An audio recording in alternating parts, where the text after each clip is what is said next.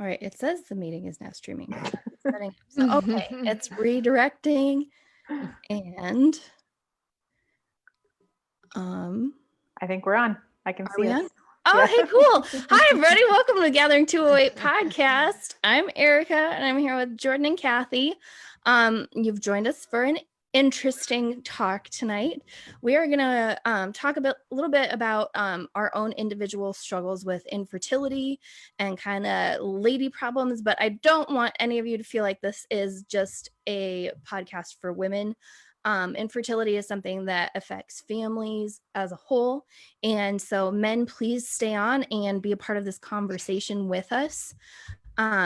We're going to kind of just talk through our individual journeys, ways you can support people who are dealing with infertility, and kind of what you should and shouldn't do in these situations to support people and loved ones.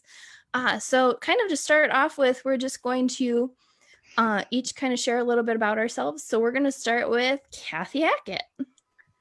So we have had kind of a crazy journey with the whole infertility thing. So sorry, I'm in a spinny chair. Tell me to stop spinning because I will keep doing it. And I'm one of those people. So anyways, I was diagnosed with PCOS when I was like 15. Started having cysts, things like that.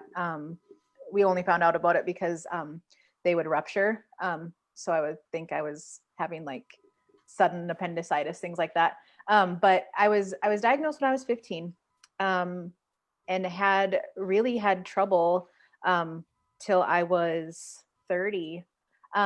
We didn't really know that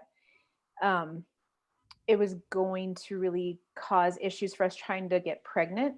So when we were first married and we were starting to try to have kids, we really struggled to have our son Noah, who's now 14. Took like a year and a half to have him, and then year and a half, and then we went on Clomid. And then fortunately that worked after the third month. So I was able to take the lowest dose, so I wasn't crazy.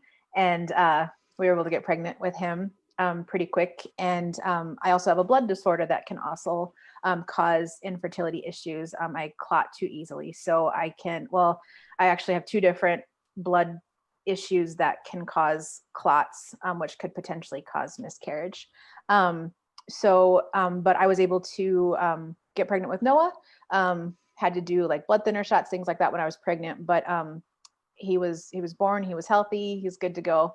And then we knew, since it took us such a long time with him, that when we wanted to try to have another kid, our doctor had just said, just let me know when you guys are ready to start trying. We'll just put you on Clomid right away. So we did. And the first round didn't, it's been so long now, I don't even remember what the number is that they check, but it didn't spike enough to like indicate that I had ovulated. So they doubled my dose, which made me crazy. Like crazy. So just horrible hormonal mood swings, hot flashes, greasy hair, like I hadn't taken a shower in like a month. And just it worked so much that my hormones would spike so crazy high, like so high that they were like, okay, if you're pregnant, you're most likely pregnant with twins or triplets because your levels are so high. But then I wouldn't get pregnant. So then my hormones would come crashing down. So needless to say, I was kind of all over the place on the emotion, spectrum. We tried that for a while, and then we decided to, we just felt really convicted that God wanted us to adopt. And so we still kept trying to have our own biological child, but we started to pursue adoption. So we went through an agency, got all of that going. It was a super great agency. And then it came to a point where we were like, had to pay in like a ridiculous lump sum of like $14,000 or something like that. And I ended up having tumors all over my body, and we didn't know if they were cancerous or if they were non-cancerous. So I had to have surgery to have them removed. So it was either do that surgery and find out what's wrong with me, or not and give the money to the adoption agency. So we decided to close our file, which we were so confused because we felt so convicted that adoption was really something that we were supposed to do. But anyway, so we closed it, kept doing a million rounds of Clomid. My ovaries are probably going to blow up one of these days when I'm an old lady. They're going to, I don't know, they're going to grow aliens out of them or something because I took so much of it. And then, so Noah was born in 2006. So in the end of 2012, this is how long this process was. Long story short, I went on a missions trip to Africa. And before I abnormally went on this trip to Africa, God just really changed our hearts for missions, things like that. So I was like, okay, God's working in our hearts. We're supposed to do something else, missions, something like that. So we've got one amazing kid. We're good with that, right? So I went on this trip to Africa, and while we were there, God just broke me down completely about reopening my heart. We were at an orphanage there, and he just totally broke me down, reopened up my heart to adoption. But I knew we couldn't afford it. I knew we couldn't do the foster system. It just wasn't right for our son. It would have been really, really difficult on him. And so I was like, okay, you're going to drop a baby on my doorstep, God, what are you going to do here? The day I got home, we found out about our middle child, Faith, in a super cool story. It was a private independent adoption where we were approached about her situation. My grandma was the one that spurred the conversation, but so I knew from the beginning that that's exactly what was happening. That was going to be our child. And now she's 7. We've had her since birth. So, and then shortly after Faith was born, I found out about a nutritional system that works with balancing hormones, works with your body's pH balance to decrease acidity and the disease process, things like that. I started that not for any infertility issues, but for other ridiculous health issues that I have. And the very first month I started ovulating, and I thought, well, this is a strange, weird detox fluke situation. We weren't wanting to have any more children. We were good. We were full. And 2 were good, boy and girl, good to go. And that was in August. And in July, we found out that we were pregnant with Ariel, so who is now 5. So we have gone through just like, well, I've personally gone through the monthly issues, being sick, passing out, throwing up, so much pain, just tons of issues. And with my blood disorder, I couldn't use any birth control to manage those symptoms because that would increase my chances for blood clots. So, I've gone through that. We've gone through trying to have a child and not being able to. Fortunately, I've not had any miscarriages that I'm aware of. However, trying and not being able to conceive is really, really difficult. We've gone through the adoption process. We understand that. And we also understand the crazy, unexpected surprise of you weren't planning on having a child. We were actually starting to go, and the 4 of us, we were starting to look into going to Guatemala to do long-term missions as a family. And then we found out that we were pregnant with Ariel. So we kind of understand the whole broad spectrum of children. And yeah, that was a very nutshell version, but God blew us away with tons of miracles through that all. And now we are here, and I look back and I'm just like, I can't even believe we went through that, where we even struggled trying to have children. I feel like I have children coming out of my ears. So, but yeah, that's our story. So very cool. And now I'm PCOS symptom free since 2015. That's amazing. That's really great. Yeah. And yeah, just tiny blessings along the way, but gosh, still quite a story. Yeah. All right, Jordan, you ready? I'm ready. I have not struggled with infertility. When we got pregnant for the first time in 2017, and at about, long story short, about halfway through the pregnancy, it's about 18 and a half weeks, when I had an ultrasound because they wanted to make sure the baby didn't have Down syndrome, because I tested high on a probability screening for that. And turns out the baby had passed away. And so I was halfway through, and so I had the choice to have a surgery to remove the baby or to be induced and give birth. And so I chose to be induced. And on July 6th, 2017, I gave birth to a little boy, and he was 5.5 inches long and 3.3 ounces. And he fit in the palm of my hand. And he was a whole little tiny baby. He was just really small. But he had his fingers and toes and eyes and ears and wide mouth. And I remember feeling this little bone right here in his wrist. I could feel it. And yeah, so we had that loss and that was, the doctor said that he measured closer to 16 weeks, between 16 and 17 weeks. So my body just didn't realize that he had been gone for a couple weeks.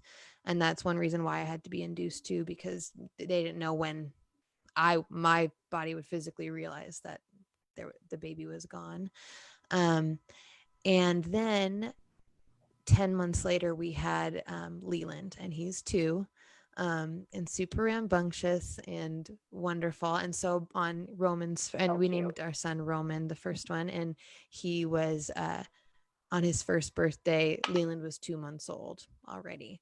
So we kind of thought, and our doctor kind of told us, this is a kind of a fluke situation. Because I gave birth to him, they got to do an autopsy, and he wasn't able to go to the bathroom. And starting about 12 weeks, they ingest the amniotic fluid and it has to cycle through their system. So essentially it distended his bladder and poisoned his body, basically. But so they were able to figure out what happened. And the doctor said, it's nothing that can be remedied. It's nothing that we can catch early on. It just happens. It's unlucky, is what she said. She's like, it's really just unlucky. And I don't see you having any more problems. And sure enough, less than a year later, we had a baby. I did have preeclampsia at the end of the pregnancy with Leland, but it was pretty complication free. I mean, I was on a modified bed rest for about 6 weeks, but I didn't have any complications. And then I was induced, and Leland doesn't have any complications, and he didn't. So we thought all was fine. And then I got pregnant again in 2019, so last year. And then 2 years and 1 week after we lost Roman, we lost our second. And it was another boy. I didn't get to give birth to him because he was too small this time. We found out around 16 weeks, although he measured more like 13 weeks. But because my body hadn't realized it, they wanted to do the surgery because I was having miscarriages, essentially. So my body didn't realize. And so they did a DNC, which is just getting everything out of your uterus, so you don't, bleed out or anything like that. And so then we made sure to do any genetic testing we could, and there was nothing wrong, which was good because it means there was nothing wrong with, Lonnie or I or anything like that. And we'd obviously already had a healthy baby. And then this last April, we lost our third son, again, another son. And this one, and Ezra, it was around 12 weeks when we found out, but he measured more like 10 and a half. And so they kept just getting a little bit sooner it would happen. And again, I had to have a surgery because, again, my body missed it. And actually on all the paperwork from the hospital for both Quinn, my second loss, and Ezra, it says missed abortion because that's the procedure you have when you have to do that. And I hated that it said that. I hated it so bad. Yeah. But that's the same procedure that they do for that. But so we've lost 3 boys, and we have 1 boy. But I just found out that I have one of the same things that Kathy has, where during pregnancy, my blood sends little blood clots to the placenta, and it can get worse with age. Or so my doctor said that it can get worse with age. And so it makes sense why I'm having miscarriages sooner and sooner, and why I had preeclampsia with Leland, because that can be caused by blood clotting issues as well. But so that's good because there is a way to remedy it, or at least try to remedy it by just taking a blood thinner. So it's encouraging to have that. It doesn't make, losing 3 babies any easier, but No. it is encouraging to have that kind of a renewed hope. Because I know I had a lot of hope after Roman died, because I thought this is never going to happen again. And it'll be fine. And then after losing Quinn and then Ezra, it's like, oh, I'm just dropping down another peg and getting lower and lower. And I felt like less and less hopeful. And so this is really wonderful to have something that I, we actually can fix this kind of problem. So that's encouraging. But I'm so glad you were able to have that testing and figure out what the issue was. And it's been really encouraging to hear you talk about the experiences that you've had and, what you've learned along the way. And we're absolutely praying for you, and so glad for medicine and the way that we can learn.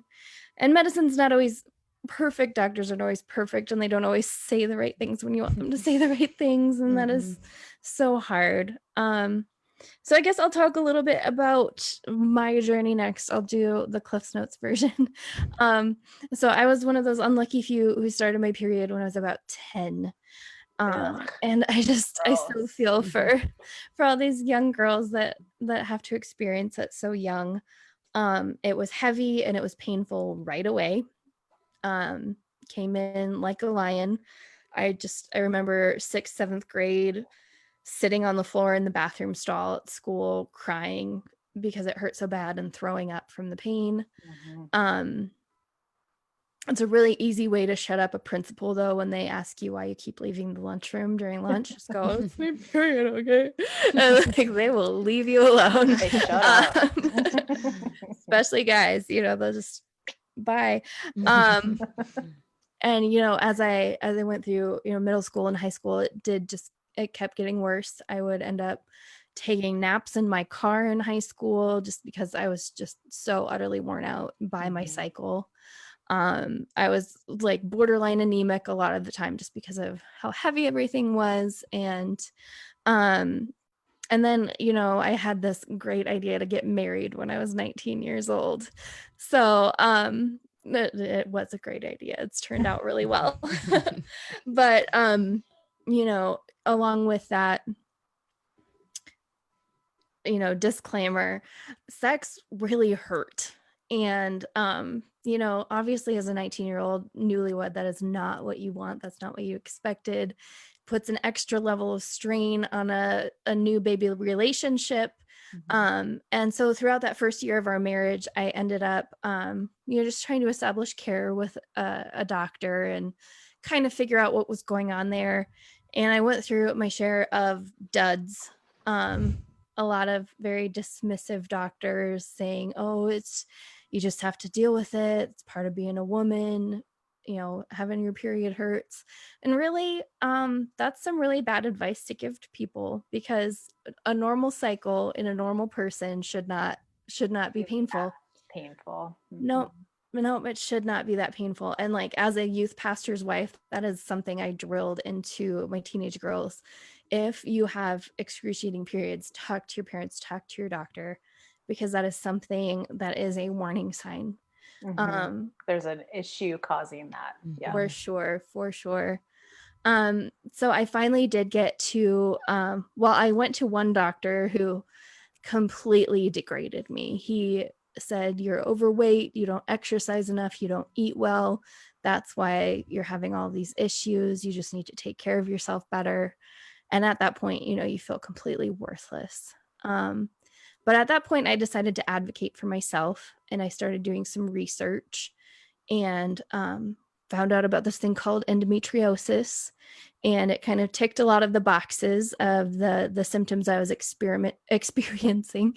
And I started talking to some of my cousins and my parents, and they're like, oh, hey, you know what? Your grandma had that.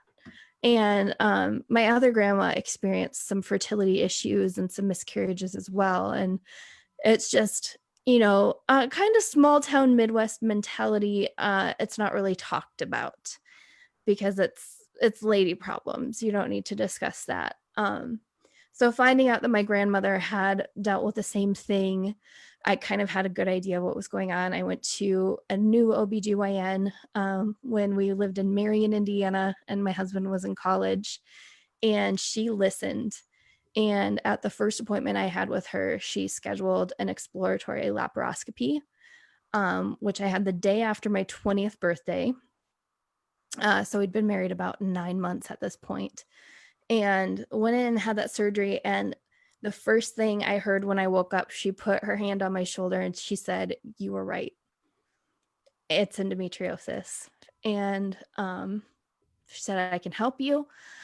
So, you know, I went on a couple months of a shot called Lupron, which we won't get into very heavily now. It helped at the time. Long term, don't recommend it.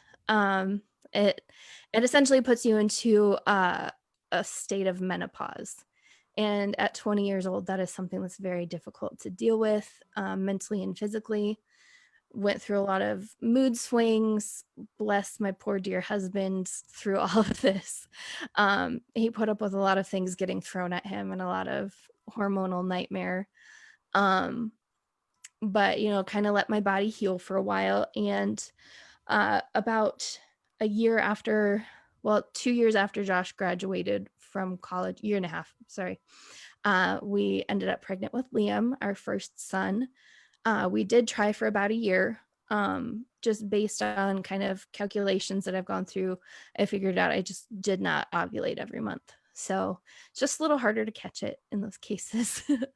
And, you know, pretty unremarkable pregnancy aside from kidney stones, which is just another fun thing I'm plagued with. But we gave birth to this beautiful, healthy baby. And it didn't take long before we were ready to have another baby. Took about a year again, and we did get pregnant. It took lots of tests because I just wanted to be sure because I didn't quite believe it. And about 9 weeks in, I started bleeding.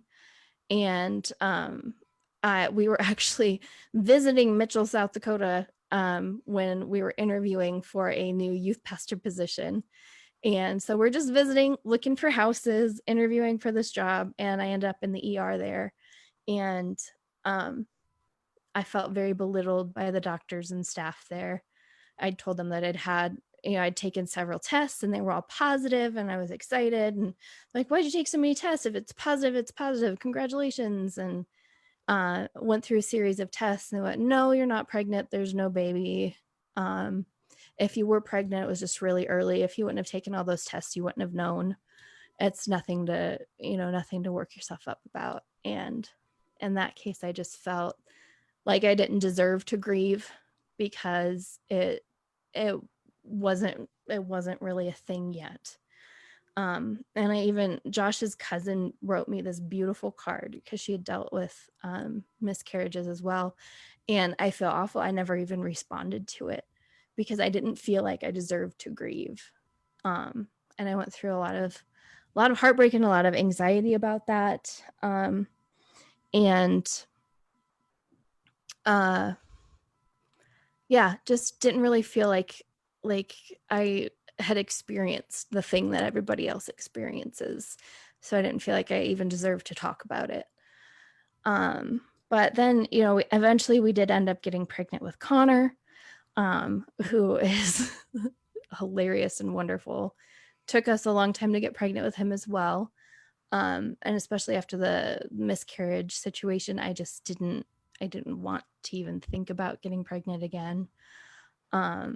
But he has been wonderful. But about a year after he was born, I had a lot of pain and emotionally, physically was struggling very, very hard. So I had a surgery to kind of get rid of some endometriosis lesions.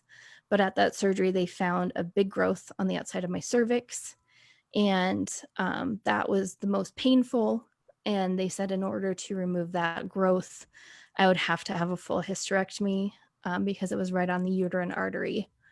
And it was kind of right where, like, when you sit down and you're pregnant and there's that shooting pain, it was just like that all the time. Oh, And as a drummer, that's really inconvenient because you kind of have to sit on those little tiny stools and drum, and it right. just didn't work out great for me. So a year after that first surgery, I did end up going and having a total hysterectomy. Everything's gone except for my ovaries. There's still pain, not, all the lesions weren't removed, and I do have some on my intestine, and still experience some pain and troubles from that, but I'm a lot less miserable than I used to be. But along with that, now, it's a pretty permanent solution Yeah. to fertility. And as much as we convinced ourselves that we wanted 2 boys, and we're so blessed to have those 2 boys, to be able to get pregnant with them, it's still really hard, knowing that there's not even the option of having another one. And the pain of going through people asking us when we're going to have more babies and why we never tried for a girl. It's just, it's stupid. So on that topic, there are a lot of things that we wish people wouldn't say to us when we're experiencing loss and reproductive issues and things like that. So let's maybe kind of go around for a minute and just talk about, hey, what shouldn't you say to people who are experiencing problems? I'll go. I know for us, it was just, when are you going to have more kids? When are you going to have more kids? Why aren't you having any more kids? Come on. Noah's like, because Noah was 7 when Faith was born, so people were kind of like starting to kind of be questioning, and we were never quiet about it, because, when we were still trying to have Noah, we were, I think just because we were young, we didn't really even know how we were processing the situation yet. So it was just easier just to not talk about it. Like Kellen and I would talk about it. And I can't remember how long it was after we finally like told like our parents and stuff, we're trying, but we can't, get pregnant, things like that. But we didn't initially tell everybody about it. But then finally it was just like, you know what? If you're going to ask me, you're going to get the truth, because we were just like, why push it under the rug? Why be quiet about it? It's not like we were out broadcasting, but if you're going to ask me, I'm going to tell you the truth, Mm-hmm. So yeah, that was the thing that really drove me nuts, was when are you going to have more kids? When are you going to have more kids? And I think anybody who goes through these types of problems, I think they probably have a whole handful of different things you can say, or that have been said to them, that just shouldn't have been said. Like I got told a couple of times, well, at least you haven't lost any children, which is true. I'm so thankful I have not lost any children. But on the flip side, not even being able to have a child is ridiculously hard, So those are my top 2 probably, but I know I'll think of more as this conversation goes on. Yeah. Yeah, well, the same thing, oh, when are you going to have more kids? Or is he your only baby? And that one's always hard for me because they're not asking if I'm having any more kids. Right. So it's not really something they shouldn't say. Mm-hmm. And it's kind of hard to gauge. Like I had one lady in the drive-through, like she was working at the window she's like, "Oh, is it your first baby?" And I was just like, "Yep," because I'm not going to have that conversation with I don't you talk about it with in you. the drive-through. Right. But I think one thing people have said is, well, at least you have Leland for my other 2. And I was like, yeah, but then pick between your kids, please. And, Yeah. tell me which Right. one at least I have this one, if, Right. and I just feel like it's not fair to say that. With my most recent loss, I had a friend, I know she was just trying to be nice and trying to be encouraging and make me feel better. But she said, well, God will send you the right sibling for Leland when the time is right. And I just thought, so Quinn and Ezra were wrong. Like, what? Yeah. Why weren't they right? Why wasn't the time right then? Why did I even get pregnant if it Mhm. wasn't right? Right. And it made me angry, but I knew that she wasn't meaning it in that way. And people hardly ever mean it in a Yeah. negative way. But I feel like people just think, oh, well, you should just feel okay about it. You know, it's going to be okay. Like, well, yeah, but can I just wallow in it for a little bit? Right. Yeah. Let me suffer and grieve because Let I me really lost something. let me And experience these emotions because right, it's okay to yeah, feel those. it's totally okay. And I feel like we like to sweep it all under the rug. Yeah. Yeah. Like, oh, that happened, but it's going to be okay. So we're not going to talk about it anymore. Mhm. But so, yeah, that's what gets me a lot is, at least you have Leland and, you know, oh, well, God will bring you the right sibling, you know, at the Right. right time. And that's just unfair, I think. Yeah, it sucks. It Just does. say It straight up sucks. Mhm. And we need to be able to say that and not feel guilty about saying that and say, I feel awful about this and I want to feel awful about it. Mhm. Yeah, I think people get uncomfortable, but it's like, I'm sorry that you're uncomfortable. Like, Right. I went but through a terrible thing. I just had something can- awful happen to me. Yeah. Right. Right. Well, because I mean, really, it's a little life. You know, it's not like that Yeah. wasn't a life. And Yeah. you know, obviously, there's a whole different thought process for people on when they think Mhm. life begins, but life begins at conception. It's a life. You know, Yeah. it's going to grow Well, into a life. I And got to hold Roman, like, and that just made it so real to me because right. I mean, a lot of, you know, they say before 20 weeks is when you can have abortion in some places, Mhm. right? Well, Roman was the size of a 16-week-old baby and he was a Right. full complete baby. I mean, I Yeah. got to hold him Right. and just being able to see that.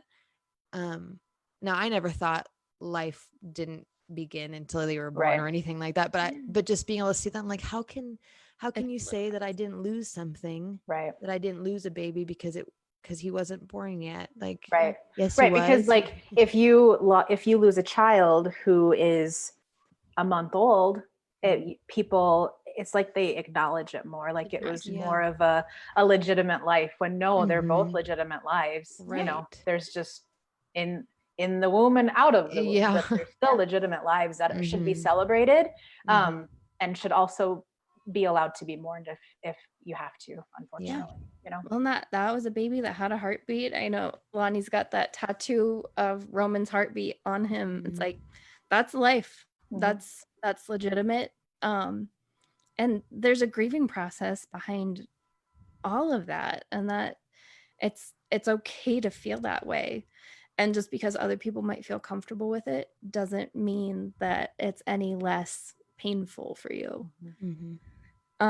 Something something people do tend to do is minimize the issue or make it seem like, oh, it could be so much worse. You know, there's people dying. There's you know, there's all this and this and this that could happen. Yes, yes. We can acknowledge that things are awful and still feel pain Right. of our own. So it's not a competition of who has the most pain. Mhm. It's pain. Exactly. And that is something about our world. Everybody experiences pain and loss, and it's all worthy to be felt and discussed and not belittled. Mhm. And you know, even the pain of you know, dealing with these issues, dealing with reproductive issues, it's valid pain. And even though not everybody understands it, um something that we have the opportunity to do is make other people aware of things that can happen. Mhm. And I hate I strongly dislike, no, I hate the phrase everything happens for a reason sometimes. It's just, and especially I in these hate it. I hate it. situations, I know it's like, um sure, you can say that, a person could say that, but it's absolutely the wrong thing to say to someone who's experiencing loss and infertility. um One of the things that I have been able to come about in the last few years is realizing that through experiencing these issues and educating myself, I can help educate others and support others through these issues. Because endometriosis, PCOS, blood clotting disorders, they're all very, very common. I mean, as we have and celiac disease too. I got that one too. Exactly. I mean, really, it's a miracle that my 2 biological children are here. It is. It really is. Such a blessing.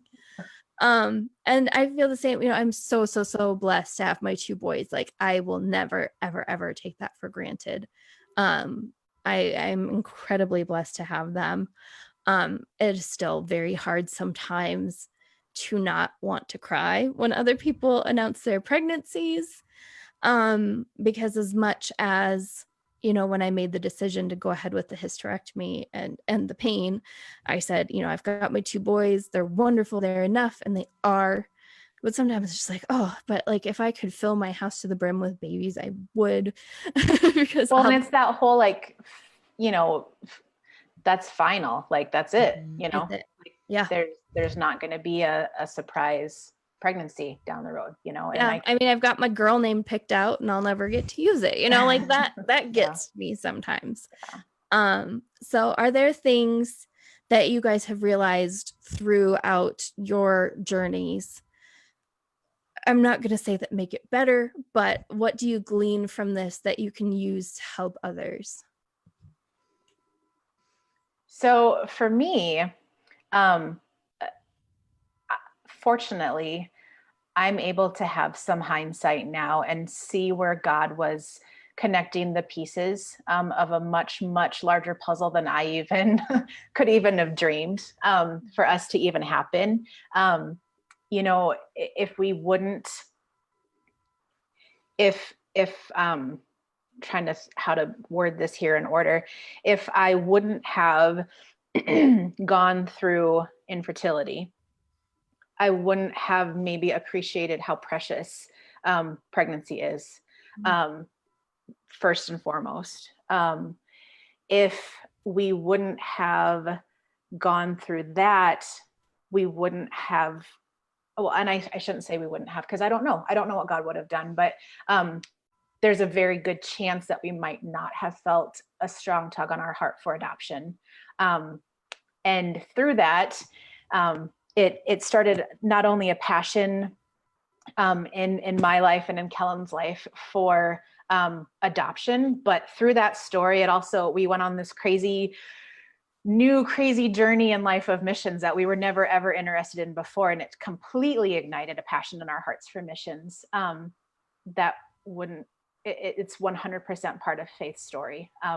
If I wouldn't have gone to Africa, I don't think that my heart would have been reopened to that situation and the potential of her coming to our family, because I think we literally were like, good. We were done trying to have kids. We were done trying to pursue adoption. We were honestly, we were okay with it, and we were ready to move on. Till God said, no, you're not, you're not done. And I've got a huge miracle for you. And so, yeah, that journey brought out the passion for missions. It brought out the passion for adoption. I have a huge passion for adoption. I have a huge passion for mothers. And then through that, then learning that I was a celiac, going through natural healing of my own, going on that journey. Now I'm super passionate about helping people with that. The nutrition system that helped balance my body and my hormones and got rid of all of my inflammation and issues and things like that. I'm super passionate about helping people on their own natural health journey that I never would have been passionate about if I didn't go through that myself. Mm-hmm. Though that situation that I went through was part of the infertility issue. So yeah, I mean, I'm fortunate to be able to look back and be like, if I didn't go through this wouldn't have happened. This child might not have been here. This passion might not have been here. I might not have met this person who I connected with and was able to help. Sometimes even just, sorry, the smoke in the air is like making my throat get really dry right now. So if I'm like being hoarse, I'm sorry. But yeah, even just if me sharing our story, just gives somebody encouragement, helps somebody feel like they're not alone. Whatever. I mean, we're very, very open about it because through it, we have experienced such miracles, such healing, such trajectory moments in life that completely spurred us on to passions that we didn't know we had, and that have gotten us to where we are in life right now. So fortunately, now I'm able to look back with a positive viewpoint, but certainly didn't always have that in the process. I mean, I never was one that like was super bitter if people were pregnant, and just like, why can't we get pregnant, why do they get pregnant? I fortunately, I never took on that attitude. I can completely understand why people do, because it's their legitimate thoughts, and that situation just sucks. But there were a lot of people that would be afraid to tell me that they were pregnant, because they didn't want to hurt my feelings or they didn't want to make me sad. And it's just like, no, like I can still be your friend. I can still be here for you. I can still celebrate with you in the midst of my heartache.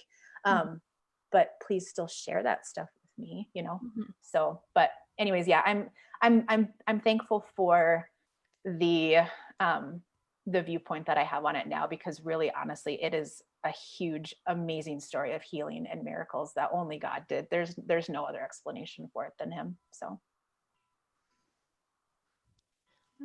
Yeah, I think a lot of the same things that you said with like being able to comfort others when they go, because even just since in the last 3 years since our losses, I've had many friends go through similar things, and not close friends, but even just friends on Facebook that I was able, just to say something. And I don't know how much I helped anyone, because some people don't respond, or some people are very short because they're going through something. But even just being able to be that, like, hey, I'm here if you need me, because I have gone through it and I'm not scared to talk about it, because some people just don't like talking about it, and that's okay. If you don't want to talk about it, you don't have to, but I will talk about it with you if you want. And I was I am one of those people that definitely got bitter when people would be pregnant, and I would try my hardest not to, but it was an initial gut reaction, and my stomach would sink, and I'd just be like, that's not fair. And I had a lot of people where I thought, well, why could they get pregnant and have a perfectly fine baby and I had to lose mine? And I had one person that was like a friend of a friend of a friend. Someone else told me that it happened, but they were like in jail and they had been on drugs and they gave birth to a perfectly healthy little baby. And I was like, what? Why? Yeah. Why did I have to lose my babies and you get to have a healthy baby and you don't even get to take care of it because you're in prison? Like that, it would just seem so unfair. And even for people who, okay, they were married and they had, they already had a couple kids and they were just having another one. Like even that to me was like, Yeah. like it made me unhappy. And I hated that so badly. And, because it made me feel bad that I was feeling that way and I couldn't like stop it. People close to me, it didn't bother me as much. I remember my cousin and I had her first son and Leland were born like 3 weeks apart. And her son is 3 weeks older. And she lives in Alaska, but she was in Idaho, and in the fall, and I was 6 weeks pregnant and we hadn't told anyone. And she came and she was like, she was really scared to tell me. And she told me that she was pregnant, and I told her, because she told me, I was like, hey, I'm pregnant too. And she was like, started crying and she's like, I was so scared to tell you. And I didn't want her to be scared to tell me. And luckily I was pregnant. So I was like, what? Yeah, we're both pregnant. Woohoo. We'll go through this together. But she was really, really scared to tell me. And I feel like I don't want anyone to be scared to tell me that kind of thing, even because Jesus has made me so much better about not being bitterness being the first thing that comes to my mind and hurts my heart every time I see that kind of thing. Because I feel like I don't know what those people are going through. Maybe they have some other thing that is totally horrible. And yeah, they have 3 healthy babies, but maybe there's something else that's really bad. And so I have to keep that in mind. Like, okay, it's not that they're not suffering with something, or even if they're not really suffering right now, I don't need to be bitter about anything. So that's been a lot of prayer. And I feel like I'm still in the midst of it because we just lost a baby, 4 months ago. But so I'm still learning, and Jesus is still teaching me a lot through all that. But I know, because I know there are things even with Leland. I know I wouldn't have Leland if we hadn't lost Roman, because Roman was, his due date was in December.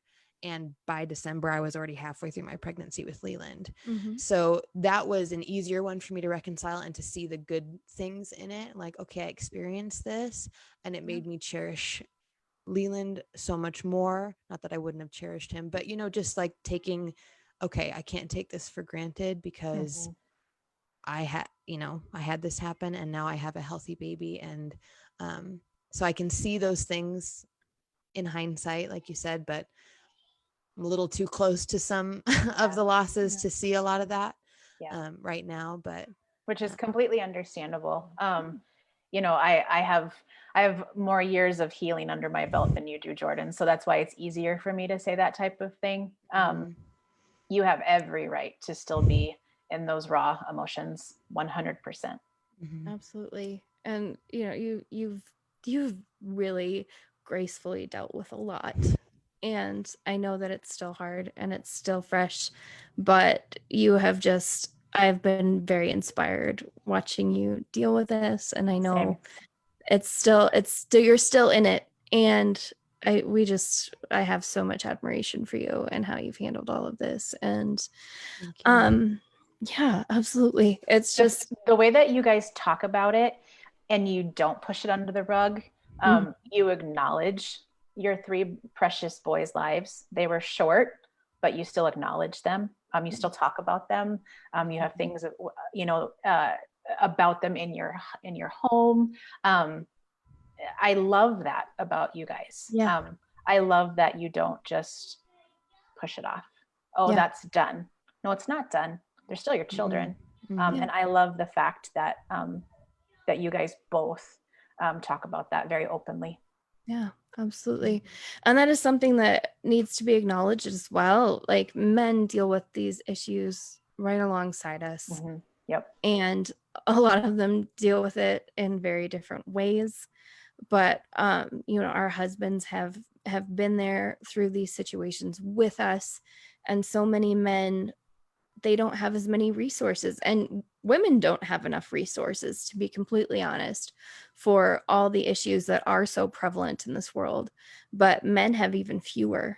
And I think taking the time to acknowledge that they're dealing with loss and hurt as well is very important. And sometimes men deal with infertility. And I have a friend whose husband has had to face the fact that that's part of their relationship, and they've adopted 2 beautiful babies, and they knew from the beginning that that was very likely the case. And so being able to support both men and women through these situations is so important. There are people in the world that don't want children, but there are so many more who desperately want children.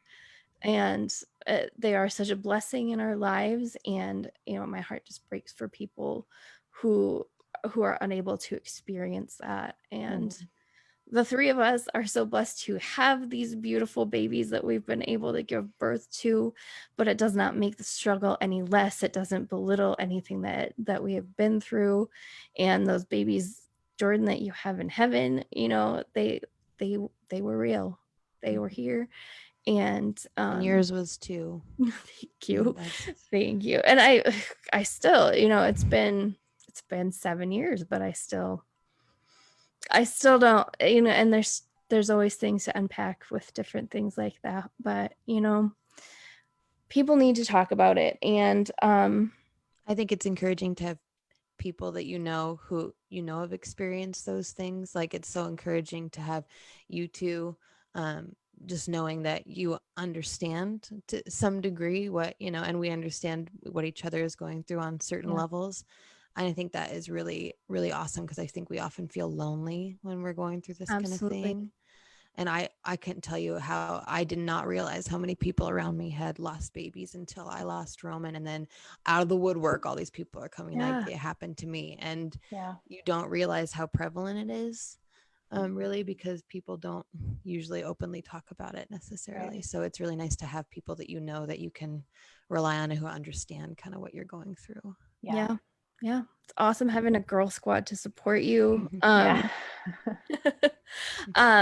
And that is another thing, you know, as you talk, as you're more open with people, the more open people will be with you. You know, we were just talking with Celine last week and, you know, realized she had dealt with PCOS as well. And it's just, it's nice to be able to speak openly about that and how it does affect mental health as well. I think all of us could speak into that, tying it into last week, that there have been times that our struggles have taken a toll on us mentally, physically. Like, you know, Jordan, you've been pregnant a few times, and that puts your body through a lot. And taking the time to recognize that and give yourself grace to heal mentally and physically from those situations Yes. is so important. Mhm. Well, I think giving you it's so important to allow yourself grace to physically heal, but it's even more important to allow yourself grace to mentally and spiritually heal. Because it's a 3-part process for sure, and you have to. I think you just have to fully dig in and feel all of them and go through those before you're able to get any sort of healing. You know, Mhm. you can't ignore one part of that process. So And understanding that everyone has different things that they struggle through and how they grieve differently and how they process those things is going to look different from how you process those things. And even physical healing, I mean, 2 people can have a baby with no complications and one person takes a lot longer to heal than the other. And so it just is yeah, about giving yourself and other people grace in those kind of situations too, knowing, okay, I might have healed faster in this department, but they need more time or yeah, mm-hmm. anything like that. Yeah, Well, and it's also important not to feel like you need to compare yourself to anyone else. You know, you can support others and relate to others, and, you know, share your experience with others, but comparing any kind of your experience with another person's experience almost does a disservice to both of you, because you both experience things in your own way. So while you are supporting people through these situations, my big piece of advice would be to listen first. yep, If there's anything, you know, that you can share, um, that's great, but wait for that space. Wait for that space to be given. First and foremost, please just be there to listen to others. mm-hmm. And I struggle with that, and it makes me feel almost selfish because I'm like, oh my gosh, like I've struggled with things too, and I want to help you, and like word vomit is not help, and I need to remind myself that sometimes. And Well, but I mean, sometimes, I mean, you have to let them talk. You have to, you know, obviously be a listening, supportive ear. But at the same time, when you do share your story, when you do share what you've gone through, that's support for them too. You know, it's not taking away from what they're going through. It's not trying to be a me monster and be like, well, I went through this too. It's sharing similar situations to make them feel that they're not alone. yeah, yeah, that is a good point. We've got some super sweet comments rolling in, just really good support from our husbands and our community. And thank you guys so much for joining us for this conversation. We are kind of getting up on that 8 o'clock mark here pretty This one quick. went fast. It was fast. The only thing that's really struggling right now is my bladder, I'm going to be honest. So, do you guys have anything that you want to speak on before we wrap up for the night? Just I guess just more along the lines of kind of like what I said last week too at the end. Like if you're going through something and you're struggling and you don't have anybody to talk to, you don't know who to talk to, you don't know how to talk to it, you just need somebody to talk to vent to cry to be mad at, whatever. Reach out to us. We get it. We sort of get what you're going through. Even if we don't, we're here. Right. We'll be there for you. Please don't feel like you have to go through it alone. Women or men, because you know what? The three of us women are on this podcast. But the three of us also have three fantastic husbands, who are also open and willing to walk through struggles and journeys with people. So if you're a dude and you're having trouble and you want to talk to another dude, we've got three pretty amazing ones that will also be here for you too. So absolutely. Oh, guys, thank you so much for being a part of this. Thank you for being so open and so honest. And I love you true to pieces, and this has been wonderful. And your matching scrubs make my heart happy right now.